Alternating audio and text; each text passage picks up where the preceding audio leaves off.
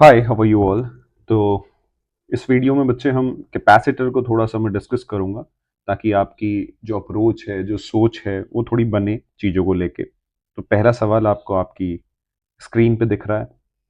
सवाल कुछ इस तरीके से है, इसके मैं सॉल्यूशन के बारे में बात करूंगा और आप आराम से सुने बातों को, क्योंकि मेरी बातें अगर आप ध्यान से सुनेंगे, पूरा लेक्चर जितना भी है ये 20-25 मिनट का, चाहे आप 1.5 पे देखें या 2 पे देखें, लेकिन आपको उन बातों को ध्यान से सुनना है, बड़ी अच्छी बातें में, ताकि जो आपकी थॉट थॉट प्रोसेस को आपके डेवलप करेंगी, वैसी वाली बात होंगी, आपकी अप्रोच डेवलप करने में, इंप्रूव करने में हेल्प होगी बड़ी। तो पहला सवाल ये है, ये कहता है कि ये sheet of aluminium foil.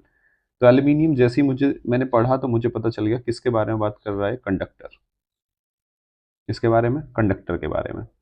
Aluminium foil of negligible thickness, thickness negligible है, ठीक है, बहुत कम है, is introduce between the plate of capacitor. यानी कि अब ये सवाल कहाँ से आ गया, जो हम आप जो पढ़ते भी हैं कि ये पैरेलल प्लेट कैपेसिटर है, आपने ये टी थिकनेस की, पहले कॉन्सेप्ट समझो। ये टी थिकनेस की टोटल थिकनेस कितनी है इसकी, सॉरी, इसके बीच का सेपरेशन कितना है, मान लो डी। तो आपने टी थिकनेस की ये एल्यूमिनियम की आपने प्लेट इंट्रोड्यूस कर दी। तो मुझे फिर कैपेसिटेंस का फॉर्मूला क्या होता है, सी इज इक्वल टू एप्सिलॉन। अगर आपने कोई भी शीट, कंडक्टर या नॉन कंडक्टिंग डाइलेक्ट्रिक कुछ भी रख दिया, तो फॉर्मूला कैसे याद रखते हैं? फॉर्मूला देखो, अब इसका बेस्ट वे क्या होता है, जनरल वे याद, या अगर आपको याद करना है, जैसे अगर ये ट्रेडिशनल अप्रोच होती है, अगर ये भी आपको याद करनी है, मान लो ये T1, यहाँ K1 रख दिया आपने, और यहाँ आपने एयर रखा या कुछ नहीं रखा, और मुझे इसका फॉर्मूला याद कर, तो फॉर्मूला सिंपल है भाई, सिंपल। ये कितनी है, मान लो ये आपका बचा D-T1, ऐसे बच गया। या मैं इसको T1 की जगह मैं इसको T2 लिख देता हूँ, ठीक है, ये टोटल हो गया मेरा, T2 लिख दूँ। तो मुझे फॉर्मूला कैसे याद करना है, एप्सा C is equal to epsilon naught A upon T 1/K1 plus T2/K2 plus T3/K3, ऐसे। ये जनरल हो गया, यहाँ तो मैंने T2 तक ही, अब T2 तक है तो यहाँ तक ले लो, बस इसको छोड़ दो। तो बात क्या है कि ये अब आपको सब कुछ पता है, जैसे कि मान लो कैपेसिटर है और आपने ये भर दिया ऐसे, ये K1 डाल दिया इधर, K2 इधर, K3, और इसका फॉर्मूला है, तो इसका फॉर्मूला हो जाएगा एप से, ये T1 हुआ, ये T2 हुआ, ये बच्चे T3 हुआ, तो epsilon naught A by T1/K1, T2/K2, T3/K3। मेरे हिसाब से इस फॉर्मूले को जनरल वे में ऐसे याद करना चाहिए। समझ रहे हैं आप मेरी बात? तो ये जनरल वे में याद करने का बड़ा अच्छा और बेस्ट तरीका होता है। एक फॉर्मूला वो होता है T/K D-T की फॉर्म में, ऐसे वो D-T की फॉर्म में याद करने का और जनरल बनाने का कोई मतलब उसका कोई महत्व नहीं है। ये मैं आपको, क्योंकि मेरा अल्टीमेटली यही तो है, तो ये आसान भी पड़ता है याद करना, आसान पड़ता है याद करना। तो अब यहाँ क्या हो गया मेरे पास, C is equal to epsilon naught A upon T/K, ठीक है, बची हुई कितनी हुई भाई, टी ये डाल दिया आपने तो बचा हुआ स्पेस। अब कई बच्चे क्या कंफ्यूज हो जाते हैं, सर यहाँ डाल दिया स्पेस कैसे निकालूं? अरे भाई, इसको मैं ऐसे भी तो सोच सकता हूँ, सोचने का तरीका है, मैं इसको बिल्कुल यही मिला दूं, क्या दिक्कत है? ये एल्यूमिनियम फॉयल मैंने बिल्कुल ये टच कर दी है टी, तो ये कितना बचा, D-T। सेम ही तो बात है, ऐसे सोचना या ऐसे सोचना, कोई फर्क थोड़ी ना हुआ। तो इसका मतलब प्लस D-T डिवाइड बाई के, और ये क्या है तुम्हारा यहाँ पे, ये एयर है, तो एयर का तो के कितना होता है, 1 होता है। तो फॉर्मूला फाइनली क्या बना, epsilon naught A upon T/K plus D-T। ये बन गया बच्चे। अब के की वैल्यू कंडक्टर के लिए क्या होती है, इनफाइनाइट, तो ये हो जाएगा epsilon naught A upon D-T, क्योंकि T/K इनफाइनाइट रखोगे तो जीरो आ जाएगा। तो सी का फॉर्मूला, अब टी क्या है, नेग्लिजिबल है, नेग्लिजिबल है तो टी को टेंस टू जीरो करोगे तो इसका आंसर आएगा epsilon naught A by D, यानी कि नो चेंज, कोई चेंज नहीं होगा, तो इसका आंसर आएगा बी। क्या आप मेरी बात समझ पा रहे हैं? लेकिन मैं आपको एक एक एक आपकी चीजें आपको और थोड़ा समझाने की कोशिश करता हूँ। वैसे तो मैंने इसके पूरा लेक्चर बनाया हुआ है, तो आप कैपेसिटर जाके प्ले लिस्ट में जाके आप पढ़ सकते हैं कैपेसिटेंस का सही में मीनिंग क्या है। तो कैपेसिटेंस का मतलब होता है, कैपेसिटेंस, ये जो पैरेलल प्लेट है ना, नाम है, इस स्पेस की होती है, जो स्पेस है ना बच्चे, इसकी कैपेसिटेंस होती है epsilon naught A by D, कि ये कितनी एनर्जी स्टोर कर सकता है in in the form of electric field. ये होता है कैपेसिटेंस का मतलब कितनी एनर्जी स्टोर कर सकता है, और ये हम स्पेस के लिए डिफाइन करते हैं, इसलिए हम सिलेंड्रिकल कैपेसिटेंस अलग होती है, स्फेरिकल के लिए आप कहते हो 4 पाई एप्सिलॉन नॉट आर, ऐसे करके आप याद करते हैं। चलो जी, कितना मेरे समझ में आता है। फिर अब अगर मैं आपको एक थोड़ा सा एक नजरिया दूं, थोड़ा नजरिया लॉजिकल, आप कहते हो ये बात और आपने यहाँ पे ये एल्यूमिनियम की ये जो है ये कंडक्टर आपने लगा दिया, और ये प्लेट जो होती है ये भी कंडक्टिंग प्लेट है दोनों, ये 1 और 2 ये दोनों कंडक्टिंग है, ये आपने शीट भी कंडक्टिंग लगा दी यहाँ पे। तो आप मुझे ये बताओ कंडक्टर के अंदर इलेक्ट्रिक फील्ड क्या होता है? जीरो। तो इस स्पेस में तो कोई एनर्जी स्टोर्ड ही नहीं होगी, खाली इसी स्पेस में होगी ना। तो आपने कल क्या किया अल्टीमेटली, ये जो था आपने कैपेसिटर जो आप बना रहे थे ऐसे प्लेट रख रहे थे नहीं रख रहे थे, और ये दोनों कंडक्टिंग प्लेट थी, और आप कह रहे थे कि सारा का सारा चार्ज अंदर ही रहेगा, प्लस क्यू माइनस क्यू। ऐसे ही तो बनाया आपने। अरे बनाया नहीं बनाया, जब ये बनाया था इसको ग्राउंड करके, ऐसे ही तो बनाया था। तो अब मैंने क्या किया कि मैंने कह दिया कि ये वाला जो है ना, यहां मैंने एक और ऐसे इसको टच करके ये इंट्रोड्यूस कर दी इसमें। तो कुल मिला के कुछ ऐसा नहीं सोच सकते आप कि आपने ये जो कंडक्टिंग शीट थी ऐसे इसकी मोटाई बढ़ा दी। ऐसे भी तो सोचा जा सकता है, इसको सोचने का एक तरीका भी तो हो सकता है। ये देखो, तो ये यही तो चीज है आपने इंट्रोड्यूस करी, आपने इसकी मोटाई बढ़ा भी दी। अरे तो चार्ज तो अंदर ही स्टोर्ड होना है ना। तो आपने अल्टीमेटली क्या किया, ये डी ये डिक्रीज कर दिया आपने। तो अगर ये टी थिकनेस की आपने इंट्रोड्यूस करी, तो यहां तो इस टी थिकनेस में तो एनर्जी स्टोर्ड होगी ही नहीं। So C will be equals to epsilon naught A by जो ये स्पेस बचा। अब ये डी अगर डिक्रीज होगा तो कैपेसिटेंस इंक्रीज होगा। तो इन जनरल वे में अगर आपसे कभी सवाल पूछा जाए कि भाई आपने जब कंडक्टिंग प्लेट आपने इंट्रोड्यूस करी तो क्या हुआ, तो कुछ नहीं भाई, कैपेसिटेंस तुम्हारी इंक्रीज होगी, क्योंकि तुम्हारा जो अब ये डी है ये तुम्हारा डिक्रीज हो जाएगा। समझ रहे हैं आप मेरी बात?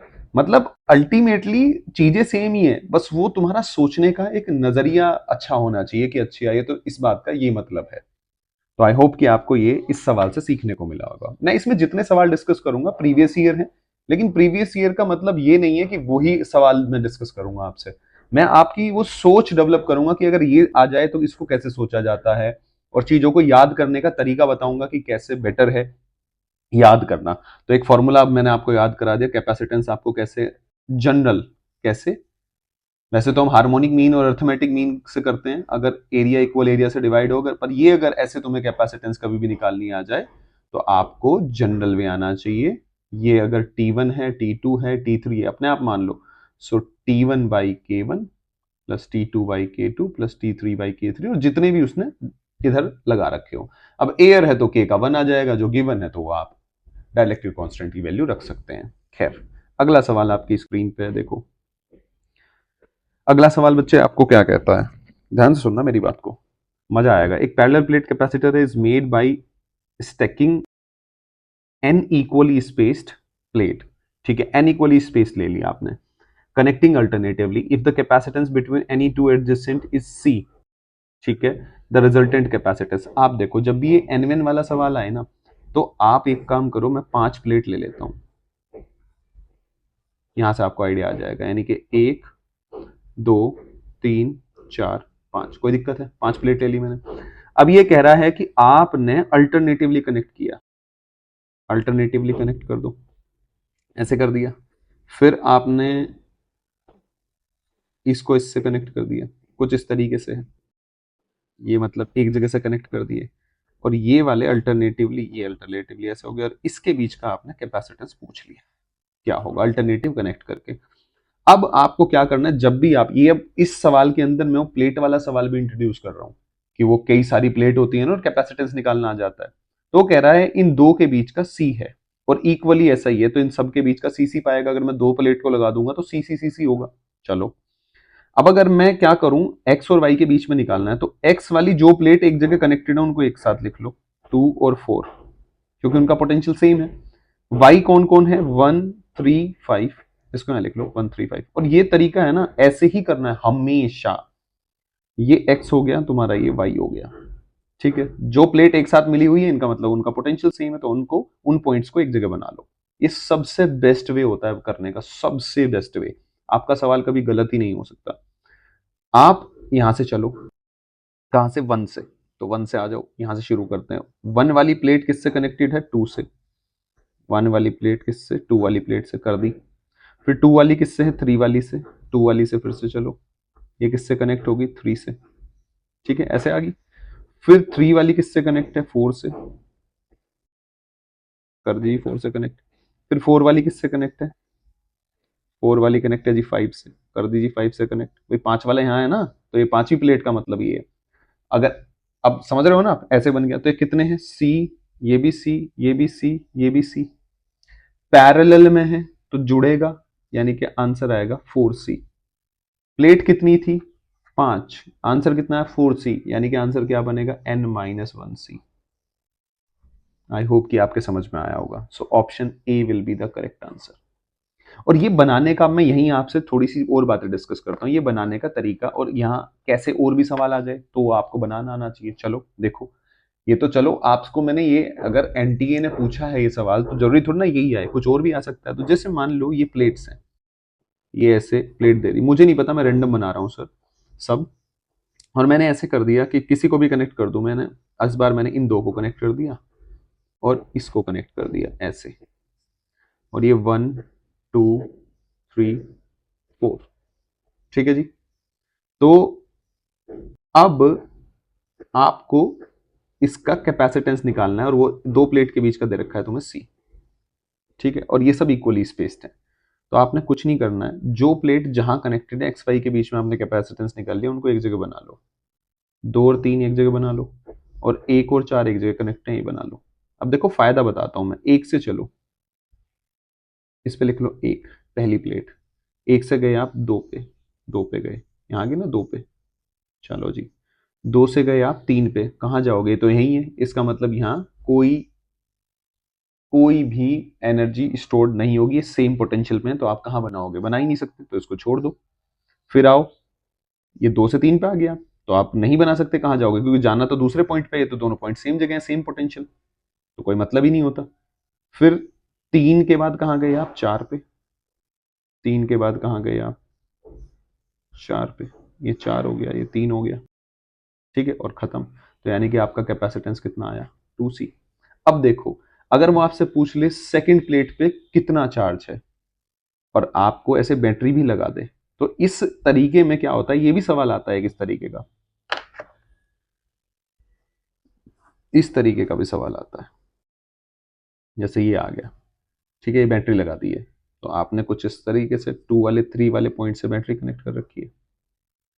अब ये दोनों पैरेलल में है, भाई ये इसके अक्रॉस भी सी होगा, इसके अक्रॉस भी पैरेलल में, और ई से कनेक्टेड है, दो वाली पे प्लस चार्ज आएगा, और कितना आएगा, प्लस, अगर ये सी कैपेसिटेंस है तो सी इंटू ई, 1 वाली पे कितना आएगा, -C, भाई इधर प्लस इधर माइनस, 3 वाली पे कितना आएगा, +CE, 4 वाली पे कितना आएगा, -C। तो आपको हर प्लेट पे चार्ज पता है कितना आएगा कितना नहीं आएगा। कई बार ऐसा भी होगा कि एक से दो प्लेट, एक ही प्लेट पे प्लस भी आ जाएगा माइनस भी आ जाएगा, तो वो सिचुएशन आपको सब नजर आ जाएगी जैसे आप ये डायग्राम बनाएंगे। तो उस तरह का भी सवाल आप एनकाउंटर कर सकते हैं। तो आई होप आपको समझ में आया होगा। इस तरह के सवाल मैंने, आप अगर प्लेलिस्ट में जाके कैपेसिटर की आप देखेंगे तो मैंने सब कुछ वो डिटेल में डिस्कस कर रखा है। खैर, अगले सवाल पे चलते हैं जी। क्वेश्चन देखो आप अपनी उसमें, सवाल क्या है स्क्रीन पे अगर आप पढ़ें सवाल, तो सवाल आपको कह रहा है बच्चे कि एक फुल्ली चार्ज कैपेसिटर है, एक फुल्ली चार्ज कैपेसिटर है C, fully charged, has the capacitance C. It is discharged through a small coil of resistance. ये इसके थ्रू ये डिस्चार्ज होता है, ठीक है। Wire embedded in A thermally insulated block, ठीक है। स्पेसिफिक हीट, उसकी स्पेसिफिक हीट कितनी है जी, S। इसका मास कितना है जी, M, ठीक है। If the temperature rise, block का जो टेम्परेचर राइज हुआ डेल्टा T, सारी एनर्जी इसी के थ्रू आपने लॉस करनी है, यानी कि ये इसके अंदर एनर्जी स्टोर्ड कितनी है, ½ CV²। तो आपको the potential difference across the capacitance बताना है। अब इसकी एनर्जी कितनी, भाई ये सारी की सारी यहाँ हीट में लॉस होगी। अब डेल्टा क्यू क्या हो जाएगा इसका, MS डेल्टा T बच्चे। This should be equals to ½ C delta V का स्क्वायर। ये डेल्टा भी आपको निकालना है, तो delta V will be equals to 2MS delta T by C का √। ये सिंपल सवाल था, बेसिक सवाल था। ये बस ऐसे ही बच्चा इसको देखेगा तो एक बार के लिए डर सकता है कि अरे यार ये कैसे करूं मैं। और इस सवाल में कोई सा खास नहीं था। अगले सवाल पे चलते हैं बेटा हम।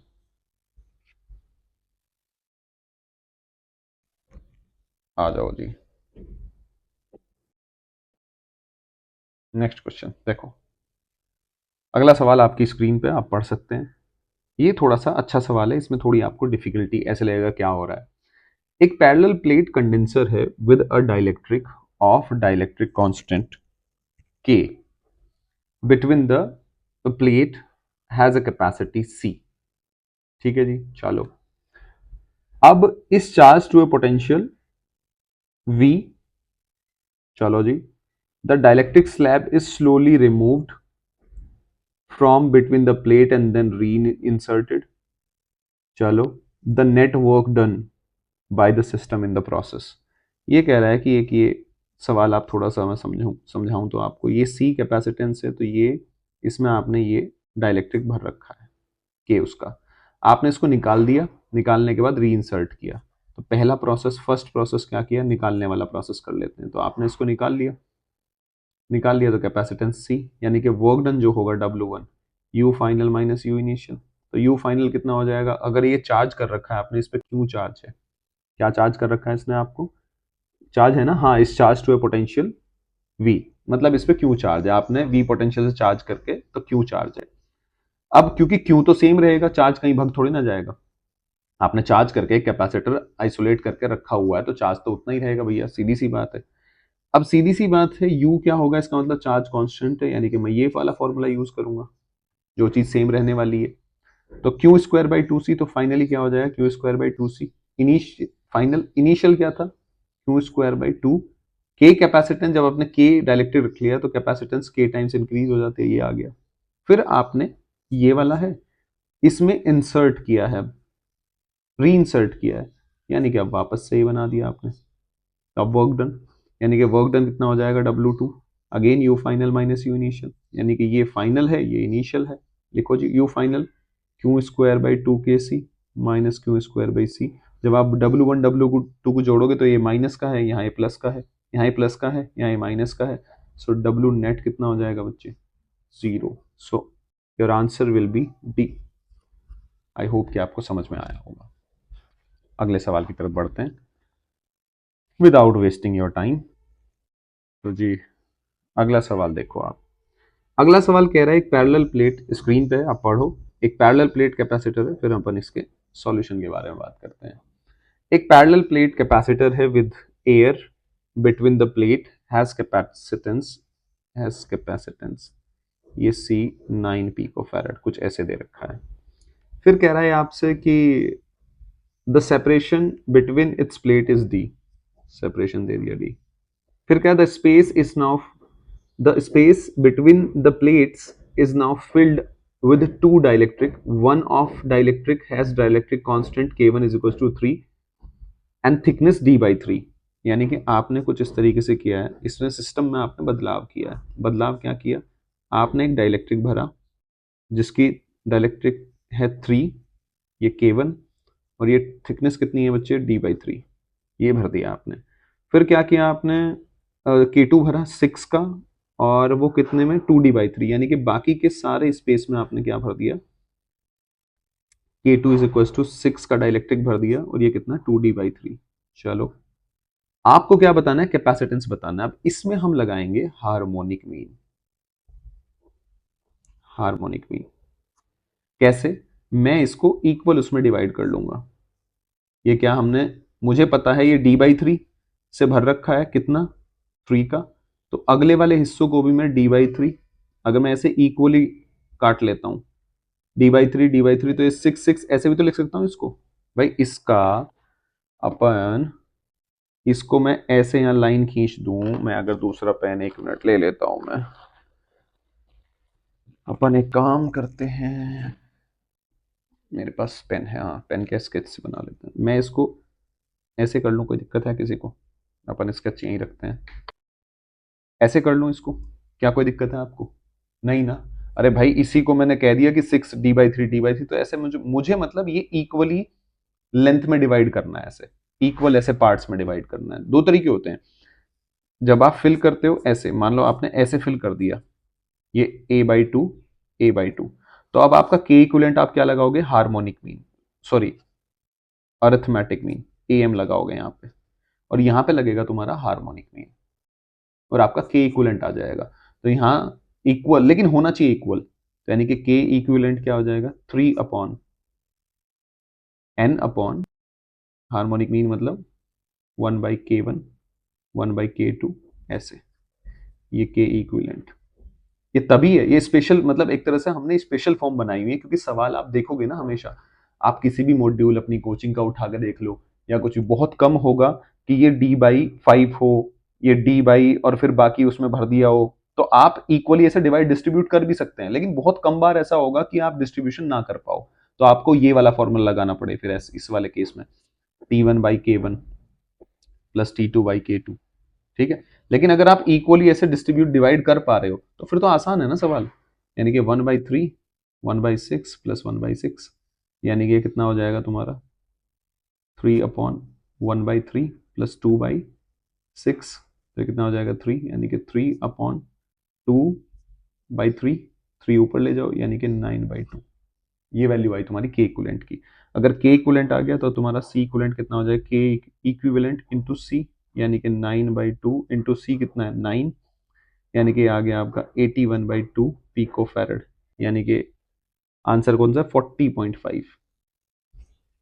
और ये तो मैंने आपको इतना समझाया है, अगर आपको सीधा ही पता है ना तो आप वो मिनट ही नहीं लगाएंगे, आपको पता है 2d/3, क्योंकि आपको अगर याद हो तो ये एवरेज स्पीड वाले जो हम सवाल करते हैं वहां भी हम हार्मोनिक मीन और अरिथमेटिक मीन लगाते हैं। ये भी आप, अगर आपको नहीं समझ में आ रहा है तो आप प्ले लिस्ट में जाके चेक कर सकते हैं, बाकी ये शॉर्टेस्ट मेथड होता है इसको करने का। आई होप कि आपको ये बात समझ में आई होगी। नेक्स्ट क्वेश्चन आपको आपकी स्क्रीन पे दिख रहा है। सवाल कुछ इस तरीके से है कि दो कैपेसिटर हैं C1 C2 are charged to 120 volt and 200 volt respectively. It is found that by connecting them together the potential on each one can be made zero. तो आपको, अगर आपको मैं बताऊं, थोड़ा रिकॉल करें अपन, ये कैपेसिटर है, ये C1 है, ये V1 से चार्ज किया गया है ऐसे, और ये है तुम्हारा पॉजिटिव नेगेटिव, और ये C2 है जो कि V2 से चार्ज किया। जब मैं कॉमन पोटेंशियल की बात करता हूँ बच्चे, तो कॉमन पोटेंशियल मैं कैसे निकालता हूँ, अगर आपको याद हो तो, टोटल चार्ज यानी कि C1V1 plus C2V2 q is equal to CV upon C1 plus C2। लेकिन इंपॉर्टेंट बात ये है, यहाँ पे जो चीज़ एक चेंज होती है, साइन चेंज होता है ये, और ये साइन किस हिसाब से चेंज होता है, अगर आप सेम पोलैरिटी से कनेक्ट कर रहे हो और दूसरा ऑपोजिट पोलैरिटी, ठीक है, कौन सी, ऑपोजिट।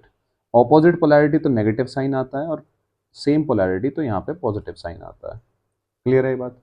तो अगर ये पॉजिटिव ही रहेगा तो क्या कॉमन पोटेंशियल कभी भी जीरो हो सकता है, नहीं। तो इसका मतलब ये कैसे कनेक्ट किए गए हैं, ऑपोजिट पोलैरिटी से।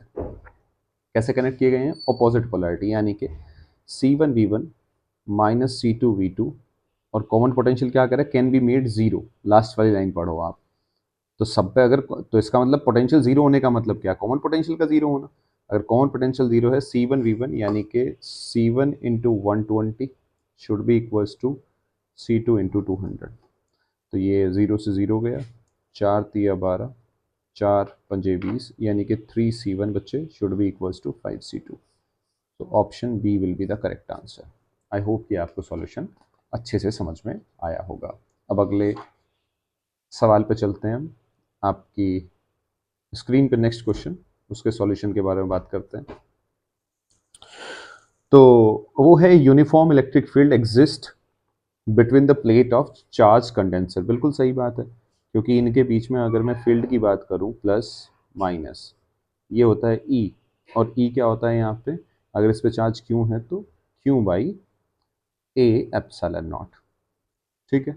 और ये क्या है तुम्हारा, कांस्टेंट है, इसका मतलब यूनिफॉर्म, ये गिवन है। फिर ये क्या कहते हैं, charge particle enters the space between the plate perpendicular to E, यानी कि कुछ इस तरीके से है कि इलेक्ट्रिक फील्ड, तो मैं बाहर बना देता हूँ, डायग्राम ऐसे है, और वो ऐसे एंटर करता है with velocity VQ।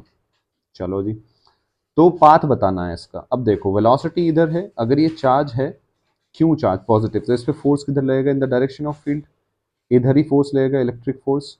Electric force यानी कि will be equals to which is equals to m a. तो एक्सेलरेशन भी तुम्हारा इस डायरेक्शन में, यानी कि कुल मिला के मैं ऐसे कह सकता हूँ कि वेलोसिटी इधर बच्चे और एक्सेलरेशन इधर, कितना एंगल है 90 डिग्री, और एक्सेलरेशन क्या होगा कांस्टेंट।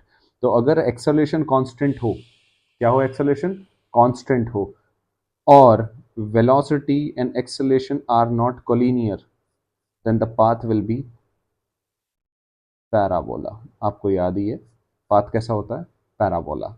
क्या ये दो कंडीशन अगर आपको दिखें, एक्सेलरेशन कांस्टेंट और वेलोसिटी और एक्सेलरेशन कोलिनियर ना हो, ठीक है जी, तो पाथ कैसा होगा, पैराबोला। तो option C will be the correct answer. I hope कि आपको समझ में आया होगा। अगले सवाल पे चलते हैं बच्चे। इस सवाल के सॉल्यूशन की बात करते हैं। ये सवाल है, देखो 13 में आया था, ये एनटीए ने ही पूछा था। To establish an instantaneous current of 2 ampere through 1 microfarad capacitor, the potential difference across the capacitor plate should be changed at a rate of।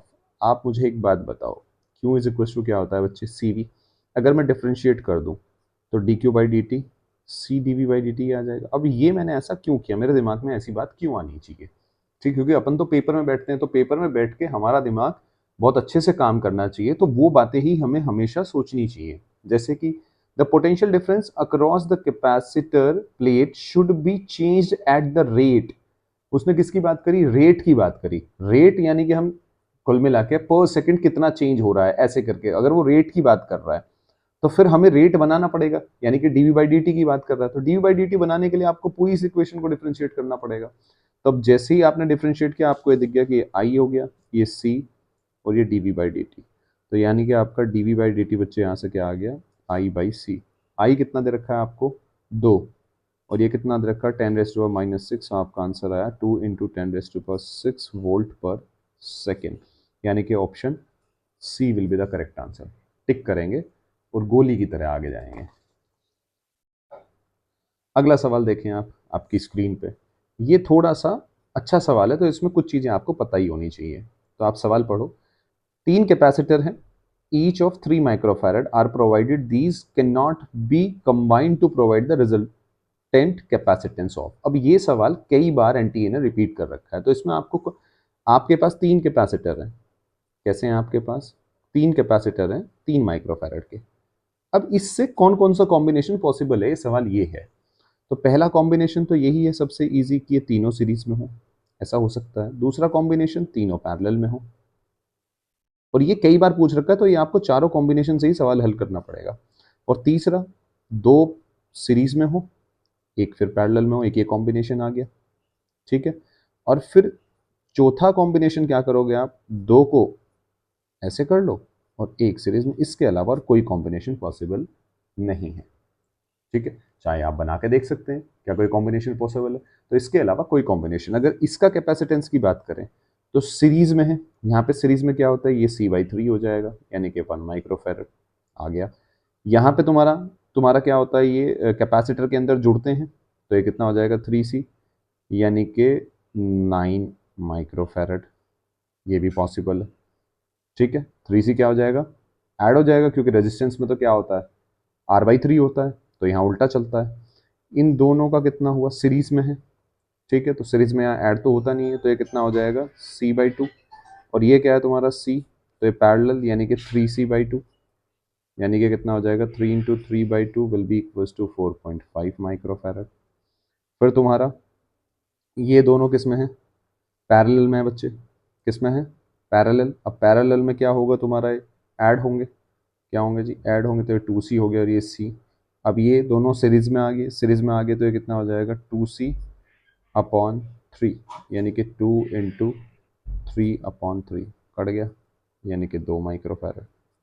तो 2 माइक्रोफैरड पॉसिबल है, 4.5 पॉसिबल है, यानी कि 4.5 पॉसिबल है, ठीक है। तो 9 माइक्रोफैरड पॉसिबल है, 1 माइक्रो, लेकिन 6 माइक्रोफैरड पॉसिबल नहीं है। कौन सा पॉसिबल नहीं है, 6 माइक्रोफैरड, ये पॉसिबल है, यही आपसे पूछ रखा है। तो option D will be the correct answer, option D will be the. अगला सवाल अगर आप देखो आपकी स्क्रीन पे, तो इसमें क्या है, in the given circuit Q2 पहले एक बार इसके सॉल्यूशन के लिए अपन क्या करते हैं, एक बार डायग्राम बना लेता हूँ मैं। सेम आपको दिखेगा डायग्राम, तो फिर वो बेहतर अंडरस्टैंडिंग आपकी बनेगी। देखो जी कुछ इस तरीके से, और ये सवाल अच्छा, मुझे ऐसा लगता है कि ये सवाल बहुत अच्छा सवाल है। तो एनडीए ने भी बनाया, बहुत अच्छे से बनाया है इस सवाल को। इसमें आपका थोड़ा सा हल्का सा मैथ्स भी चेक होगा, जितना नीट के बच्चे को आना चाहिए ऐसी बात नहीं है, और सवाल में भी आपको अंडरस्टैंडिंग बनेगी। तो ये क्या कह रहा है, इसके ऊपर Q2 चार्ज है और C की वैल्यू 1 to 3 वेरी करने पे Q2 पे क्या फर्क पड़ेगा। तो Q2 का और C का ग्राफ, ये चार ऑप्शन दे रखे हैं, ठीक है। तो पहले मैं Q2 पे अगर मुझे चार्ज निकालना है, सबसे पहले थॉट क्या बना कि Q2 पे चार्ज कितना होगा, C into V into delta V, यानी कि इसके अक्रॉस डेल्टा वी निकल जाए तो मेरा काम हो जाए।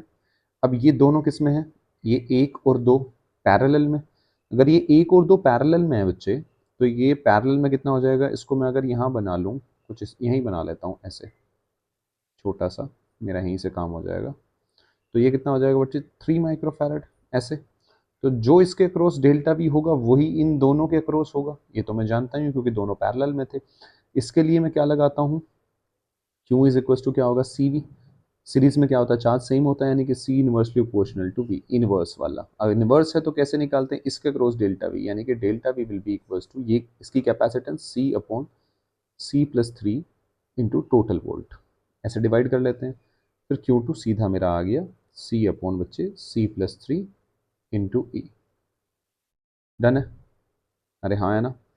अब अब अब मुझे ये तो पता चल गया, तो एक बार अगर मैं स्लोप और देख लूँ, तो D q two by d C, एक बार क्या देख लेते हैं अपन, स्लोप और देख लेते हैं, सी इंटू ई इंटू टू रह गया, ठीक है। तो स्लोप क्या आ जाएगा तुम्हारा, सी प्लस थ्री का स्क्वायर, सी प्लस थ्री बच्चे एज इट इज, ठीक है, इंटू टू ई आ गया, सी तो वन हो गया, फिर minus two C E as it is, और इसका करेंगे तो कितना आ जाएगा जी, ये वन प्लस ज़ीरो। तो फाइनली तुम्हारी स्लोप आ जाएगी two C E plus six E minus two C E divide by C plus three का बच्चे स्क्वायर, यानी कि ये तुम्हारा क्या हो जाएगा बच्चे, कट जाएगा। तो फाइनली क्या आया, six C upon C plus three का स्क्वायर। यानी कि जो स्लोप है, अगर आप सी इंक्रीज करोगे तो स्लोप क्या होगा, डिक्रीज। अब ऑप्शन देखो, आप चेक करो, ए तो हो नहीं सकता, स्लोप कांस्टेंट है। बी को देखो, स्लोप क्या हो रहा है, डिक्रीज हो रहा है, बिल्कुल सही बात है। सी क्या हो रहा है, स्लोप क्या हो रहा है, यहाँ इंक्रीज हो रहा है, गलत बात है। और डी को चेक करो, यहाँ स्लोप तो क्या है, यहाँ तो नेगेटिव है स्लोप, भाई स्लोप, इसमें स्लोप क्या है, स्लोप ही नेगेटिव है, माइनस थीटा। तुम्हारा क्या है, यहाँ स्लोप ही नेगेटिव है। ये भाई स्लोप की बात कर रहा हूँ मैं, स्लोप ही नेगेटिव है, तो ये पॉसिबल तुम्हारा नहीं है, यानी कि आंसर क्या आएगा तुम्हारा, बी। टिक करना है और आगे बढ़ जाना है, यही इसका सबसे बेस्ट और फास्ट सॉल्यूशन है। अब आ जाते हैं हम क्वेश्चन नंबर तुम्हारा 24 पे, जो ये आपको दिख रहा है। इस तरह का सवाल बच्चों को बहुत ज़्यादा परेशान करता है। तो अगर आप इस सॉल्यूशन को ध्यान से समझेंगे तो आपकी, मुझे नहीं लगता आपकी परेशानी कुछ भी बनने वाली है। एक बार आप डायग्राम देखो, ये सवाल दो पार्ट्स का सवाल है, और मैं दो पार्ट्स पहले दो बार बनाऊंगा, फिर आपको मैं वो समझाने की कोशिश करूंगा। ये एक तो ये है सवाल, ठीक है, और आपने क्या किया, यहाँ पे 10 वोल्ट की बैटरी लगा दी, 10 वोल्ट की, और ये पॉइंट आपने ए बोल दिया और ये पॉइंट बी, बीच में स्विच है, ठीक है, वो बात की बात है। यानी कि 2 माइक्रोफैरड, ये जी 3 माइक्रोफैरड बच्चे, और ये कितने नीचे कितना है, 3 माइक्रोफैरड, और ये 2 माइक्रोफैरड। आपने ये कर लिया। इनिशियली पहले इस पे चार्ज देख लो आप, कितना कितना है ऊपर वालों पे, ठीक है, क्योंकि ऊपर वालों पे देखने से ही काम हो जाता है इस सवाल में। अगर मैं यहाँ बात करूँ तो इन्वर्स, उसमें आप पोटेंशियल डिवाइड करोगे तो यहाँ पोटेंशियल कितना आएगा। अगर मैं इस 2 माइक्रोफैरड वाले की बात करूँ तो आप तुरंत कहेंगे सर एक काम करो, इन्वर्स है या तो नहीं, ये वाला कैपेसिटर लो, अपॉन टोटल लो, 5 गुना 10, क्योंकि 10 लगा हुआ है ना, आप अगर ध्यान से देखें यहाँ, इसके अक्रॉस कितना लगा हुआ है, इसके अक्रॉस 10 लगा हुआ है, नीचे वाले के अक्रॉस भी 10। तो ये वाला और ये वाला और ये वाला दोनों क्या है, अगर मैं ऐसे बात करूँ तो पैरेलल में, लेकिन ये और ये किस में है, सीरीज में। तो इंटू हो जाएगा 10, 5 दूनी 10, तो यहाँ कितना आ गया, 6 वोल्ट, बचा हुआ 4 वोल्ट यहाँ आ गया। यानी कि अगर मैं बात करूँ तो ये प्लस माइनस ऐसे, यहाँ कितना हो गया, 6 दूनी 12, तो ये कितना आ गया जी, 12 माइक्रो कूलम्ब। इसके ऊपर इनिशियली चार्ज कितना है, 4×12 यानी कि प्लस के 12 माइक्रोकूलम। अब फिर वो क्या करता है, वो स्विच क्लोज कर देता है। अब यहाँ सवाल बड़ा इंटरेस्टिंग सा हो जाता है, जहाँ बच्चा थोड़ा सा फंसना शुरू हो जाता है। पर दिमाग वही बेसिक वाला लगाना है, मुझे कुछ नहीं करना। जैसे ही उसने इसको कनेक्ट कर दिया, ऐसे कनेक्ट कर दिया, तो इस पॉइंट का और इस पॉइंट का पोटेंशियल क्या हो गया, सेम, यानी कि ए और बी।